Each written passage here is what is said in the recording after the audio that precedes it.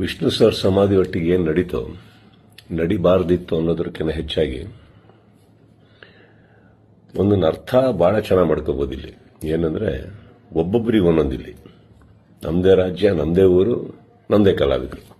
So ಹೀಗಿರಬೇಕಾದ್ರೆ ನಾನೆಲ್ಲ ಅಭಿಮಾನಿಗಳಲ್ಲಿ ಕೇಳ್ಕೊಳ್ಳೋದು ಒಂದೇನೆ, ಇನ್ನು ನಾವು ಓಡಾಡಿದ್ದಾಯ್ತು, ನೀವುಗಳು ಓಡಾಡಿದ್ದಾಯ್ತು, ಎಲ್ಲರಲ್ಲೂ ಮನವಿ ಮಾಡ್ಕೊಂಡಿದ್ದಾಯ್ತು, ದಯವಿಟ್ಟು ಇದನ್ನು ಮಾಡಿಕೊಡಿ, ಸ್ವಲ್ಪ ನೋಡಿ. ಯಾಕಂದ್ರೆ ಒಂದು ಅಳಿಲ್ ಶಕ್ತಿ ಬೇಕಾಗಿತ್ತು ಇದನ್ನ, ಈ ಸಮಾಧಿನ ಉಳಿಸ್ಕೊಳ್ಳೋದಕ್ಕೆ.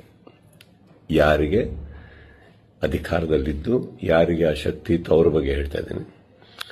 ಸೊ ಅದು ಮಾಡಲಿಲ್ಲ ಅಂದಾಗ ಇನ್ನು ಅವ್ರನ್ನೆಲ್ಲ ವಿಷ್ಣು ಸರ್ನ ನಾವು ನೋಡಿ ಬೆಳ್ಕೊಂಡು ಬಂದಮೇಲೆ ಒಂದಂತೂ ನಾವು ಕಲೀಲೇಬೇಕಾಗಿರೋದು, ಇನ್ನು ಭಿಕ್ಷೆ ಮಾಡೋ ಅವಶ್ಯಕತೆ ಇಲ್ಲ, ಕೇಳ್ಕೊಳ್ಳೋ ಅವಶ್ಯಕತೆ ಇಲ್ಲ, ಕೇಳೋ ಅವಶ್ಯಕತೆನೇ ಇಲ್ಲ, ಮುಗಿದೋಯ್ತಲ್ಲ. ಮಾಡಾಗಿದೆ, ಮಾಡಬೇಕು ಅಂತ ಇದ್ದಿದ್ರೆ ಇಷ್ಟೊತ್ತಿಗೆ ಮಾಡಿರೋರು. ಮಾಡಿಲ್ಲ ಅಂದಮೇಲೆ ಎಲ್ಲರೂ ಒಂದು ಅರ್ಥ ಮಾಡ್ಕೊಳ್ಳಿ, ಯಾರು ಏನು ಹೇಗೆ ಎತ್ತಿಟ್ರು ಇದು ನಾವೇ ಅಂತ ತೋರಿಸ್ಕೊಟ್ಟಾಗಿದೆ. ಇನ್ನಿದ್ರಲ್ಲಿ ನೀವು ಅರ್ಥ ಮಾಡ್ಕೊಳ್ಳೋಕೆ ಎಷ್ಟಿದೆ ಅರ್ಥ ಮಾಡ್ಕೊಂಡ್ಬಿಟ್ಟು ಇನ್ನು ನಾವೇನು ಮಾಡಬೇಕು ಅಂತ ನೋಡೋಣ. ಈಗ ಮೊನ್ನೆ ನಾವು ವೀರಕಪುತ್ರ ಶ್ರೀನಿವಾಸ್ ಅವ್ರ ಥರನೂ ಮಾತಾಡ್ತಾ ಇದ್ದೆ. ಅವರು ಒಂದಿಷ್ಟು ಯೋಜನೆಗಳು ಹಾಕೊಂಡಿದ್ದಾರೆ, ಆದಷ್ಟು ದೊಡ್ಡ ಒಂದು ಪ್ರತಿಮೆ ಕಟ್ಟಬೇಕು ಅಂತ ಇದ್ದಾರೆ. ಅದನ್ನು ಮಾಡೋಣ, ಬೆಟರ್ ಅಲ್ಲ? ಅದನ್ನು ಮಾಡೋಕ್ಕೆ ನನ್ನ ಸಂಪೂರ್ಣ ನಾನೇನು ಮಾಡಬೇಕು ಖಂಡಿತ ನನ್ನ ಕಡೆಯಿಂದ ನಾನು ಮಾಡೇ ಮಾಡ್ತೀನಿ.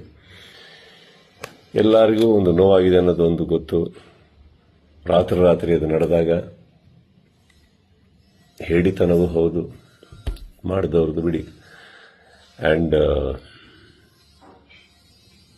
ನೋವಾಗತ್ತೆ, ಬಿಟ್ಟಾಕಿ, ಈಗೇನು ಪ್ರಾಬ್ಲಮ್ ಇಲ್ಲ.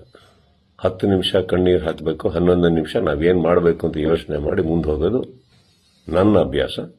ನೀವೆಲ್ಲರೂ ಅದೇ ಮಾಡ್ತೀರಾ ಅಂದ್ಕೊಂಡಿದ್ದೀನಿ. ಕೈ ಚಾಚಿದ್ದು ಸಾಕು, ಇನ್ನೇನು ಮಾಡಬೇಕು ನಾವು ಮಾಡೋಣ. ಜೈ ವಿಷ್ಣು ಸರ್.